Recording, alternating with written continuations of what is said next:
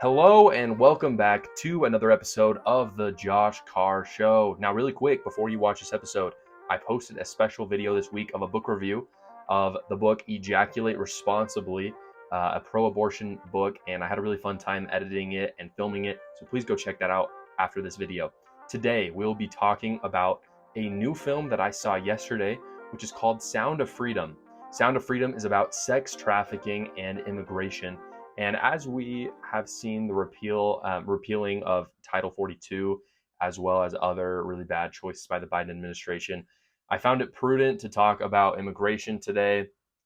But the story that's really not told, and what I want to focus most of today's episode on, is sex trafficking, specifically the sex trafficking of minors. The film that I saw yesterday really deeply touched me.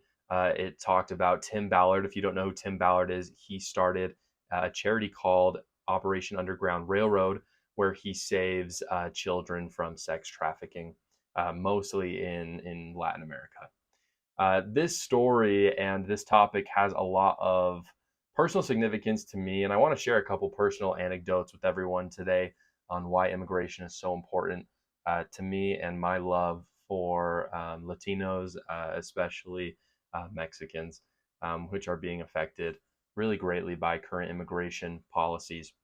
My personal anecdote is this: for a lot of you, I know you already know this, but for those of you who are new viewers, I served a Christian mission for 2 years. I got back almost 2 years ago to the day, and those 2 years were some of the most forming years of my life, not just in developing who I am, but also in forming my politics and how I see the world. For those of you who don't know, when you are assigned, when you go on a mission, you're assigned a mission, and so you stay in that place for all 2 years. You don't leave, and it's not somewhere that you choose. And so you may have heard of people going to Thailand and Africa and South America. But when I decided to serve a mission, I was assigned to Washington State. And most people like hear that and they're like, that's kind of lame. Like other people got to go to like Peru and Mexico and stuff.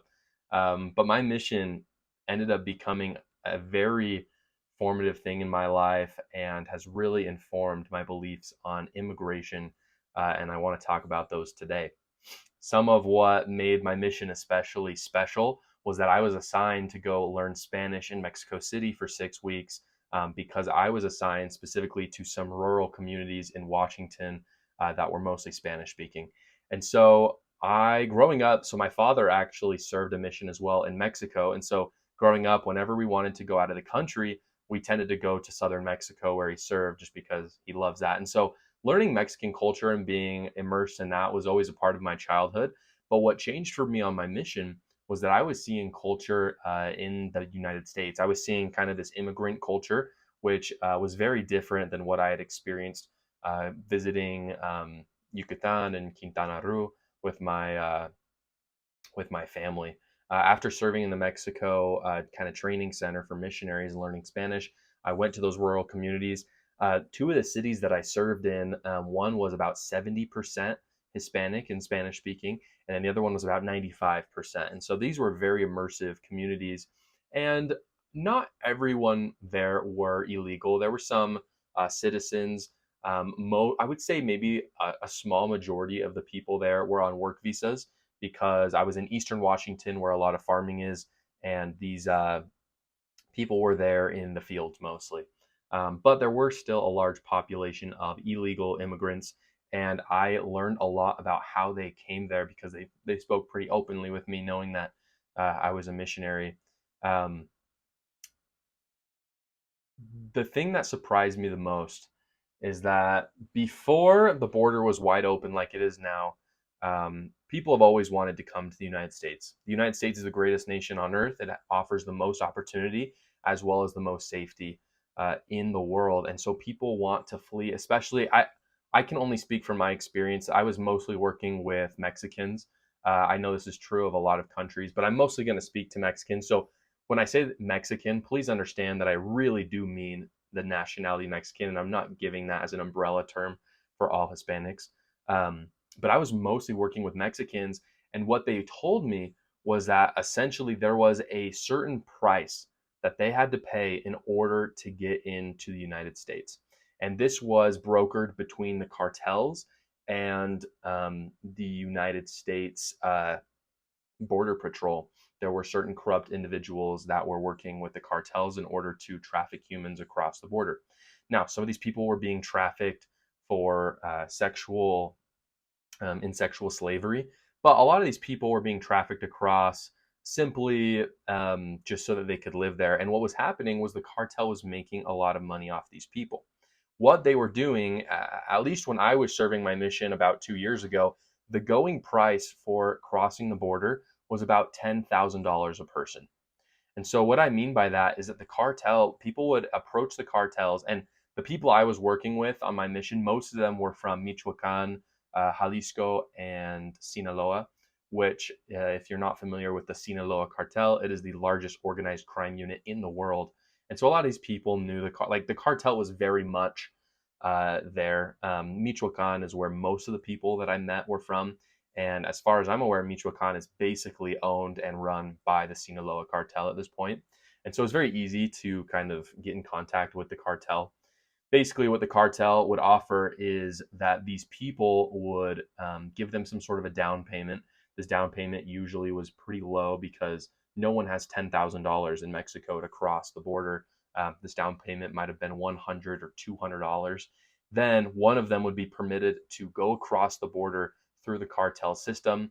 They would go to Washington where they knew that there were jobs for them. They would then pay off the cartel they're essentially financing their freedom. And once they finance that $10,000, sometimes the cartel would allow it. And sometimes if the cartel felt like their business was kind of done with this person, that they wanted to continue this business, and they would threaten them by making them pay more money. Now, how did they do this? The collateral for these people were their families. It was almost impossible for these people to completely get their family across the border because the cartels knew that they really had very little incentive to pay back the cartels if there was no sort of collateral. And so generally what would happen is one father and maybe a son would be able to cross the border, and then they would pay back this cartel. And the deal was, if you miss a payment, I know where your family lives and I will kill them.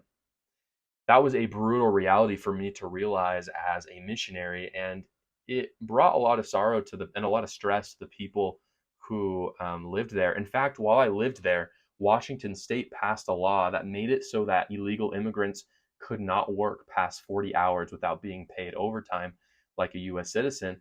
And this really ticked off the immigrants there because they had been working 60, 80 hours under their employer so that they could pay off the cartels. Under this law, employers had no incentive to work them past 40 hours, and they had to live a lot more frugally in the United States so that they could work towards bringing their family here. It was a really sobering realization to know that people were literally being held captives by the cartel and that they cared so much about being in the United States that they went to this extreme length to do it. I prayed with many individuals about this, and I had many people ask me for money in order to help them. And unfortunately, as a missionary, I couldn't do that. And so that's kind of my personal anecdote about the border and why I feel so passionate about closing it and fixing the corruption that is going on there. Over the course of my 2 years, I grew an intense love for Latinos.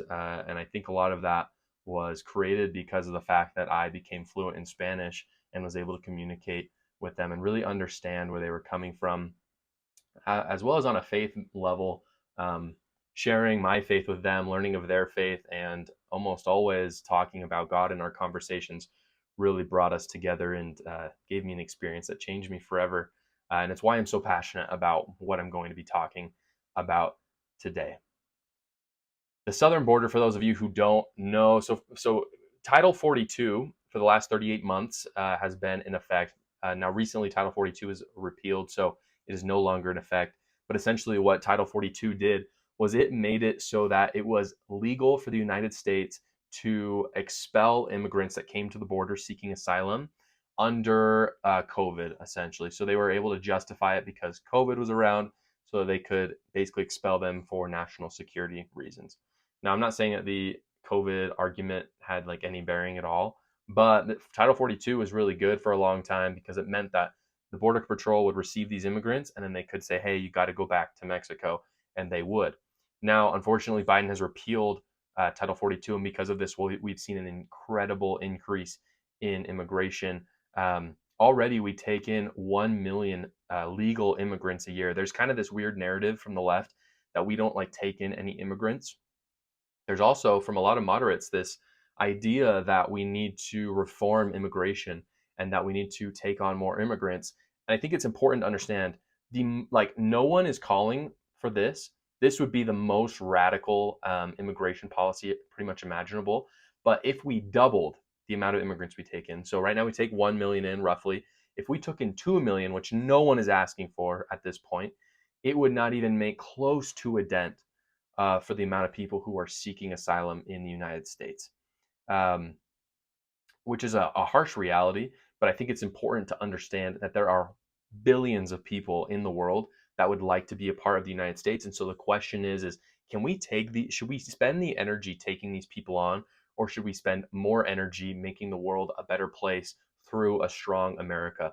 Pew Research um, Pew Research reported that there were more than 12,000 unaccompanied minors coming into the country in the month of November alone. And so, going back into sex trafficking, we have tens of thousands of minors coming to the border, either seemingly unaccompanied or either actually unaccompanied, so they literally are just 16-year-old boys trying to find a better life in America, or they're seemingly unaccompanied where they've been given orders and they're being trafficked, or there are also I believe about 50,000 people that came just in November alone that were in some sort of a family unit. Uh, just to give you a little bit of context, in 2022 we had 2.76 million illegal immigrants enter the country. That is a lot of people. Like I said, we've got 1 million legal immigrants we let in. We had almost 3 times that come in illegally. And there are still hundreds of thousands more coming every single month. To give you a little bit more context, in order to build a wall across our southern border, Trump was asking for $21.6 billion. I only give you that context just to show essentially what it would cost in order to fix some of these problems. And I'm not saying that the wall is going to fix all the problems. It certainly will not fix sex trafficking as a whole. But it's important to understand that I think there's been a lot of talk on the left that's been very hyperbolic about what it would take to build a wall. $21.6 billion is not a small amount of money, but there are other things that we spend much more than $21.6 billion on that are of much smaller consequence to our country than having 3 million people come in and us trying to assimilate them. The biggest problems with this, there are kind of 3 big problems with 3 million people coming into our country illegally. The first is that it puts a huge strain on our social welfare programs. These people are not paying taxes. These people are coming in with nothing. And you and I, for the most part, are paying taxes to support these people. Now, I am a big fan of charity, and I think these people need to be supported, but it's not sustainable for an America to support 3 million people every year on social welfare. It's just not something we can do. We see it with our debt ceiling. A lot of social welfare goes towards these illegal immigrants, and it's putting a strain on our economy. The second one is, according to AP, we've apprehended about 98 terrorists trying to cross the border. Now, these 98 terrorists are not like Mexican terrorists. There are some that are Mexicans. They're from Honduras. They're from Colombia. But there are many of these terrorists that are literally coming from Russia. They're coming from the Middle East. They're flying to Mexico, and then they are using our southern border. So it's very clear that our southern border is a weakness, and our enemies see it. I want to point out as well that 98 terrorists came through that were apprehended, but we have no idea how many came through that weren't apprehended. I mean, if 3 million illegal immigrants entered our country, there's got to be a lot of terrorists that came through there. And so that's a huge national security issue. The other thing, of course, and what I'm going to now focus on is sex trafficking is a huge problem. According to the World Counts, 24.9 million people in the world are sex slaves. 24.9 million people. 10 million of those people are kids. Okay, so essentially the whole country of Australia would be sex slaves if all of them in the world were in Australia. Other examples, we have Sri Lanka. Sri Lanka has less people in their country than sex slaves in the world. We have Malawi, Chile, Romania, Kazakhstan, Ecuador, Netherlands, Guatemala. All of those countries have less people in them than sex slaves in the world. That's a problem. That's something we should talk about. People are not talking about this. And 10 million of those are kids. Not to mention all the people who were kids and have now simply just grown up in sex slavery for who knows how long. Now, I wasn't able to find exact figures on this, but it's clear that a lot of this is from Mexico to the United States. Unfortunately, the United States is a huge consumer of pornography as well as sex slaves. Those slaves are being sold in the United States, which is crazy. I mean, I think just you and I just walking down the street, we would never think, looking at, an adult and a kid, maybe there's something going on there. Maybe that isn't their parent. But chances are, if we've ever walked in a crowded place in a city, we have seen sex slaves walking around us. Guard Child reports that searches for porn went up more than 22% in the United States, making it the largest increase of any country in the world in 2022. In addition to that, 20% of all porn-related searches had to do with children. 20% of all the porn being watched are children. When we have a society that supports pornography and this promiscuous, gross ideology that we can do whatever we want with our bodies and that there's love is love, we see that children are being exploited. There's a dollar sign on children. The more and more pornography is watched, the more and more that these people see that they can make money off of exploiting children and stealing them from their parents and turning them into sex slaves. I want to talk about the movie specifically now and what has kind of galvanized me and excited me to talk about this issue. Like I said before, the movie is called Sound of Freedom. The reason why it's called Sound of Freedom is because the whole point of the movie is there's a man named Tim Ballard who is helping kids escape from sex trafficking. Tim Ballard, for me, is he's a bit of a legend. He lives in Utah. I live in Utah. And just like me, Tim Ballard served a mission. He's a member of the same church as me. And so growing up, I actually heard about this. I'm not sure exactly when the events of the movie took place, but it was sometime in my lifetime.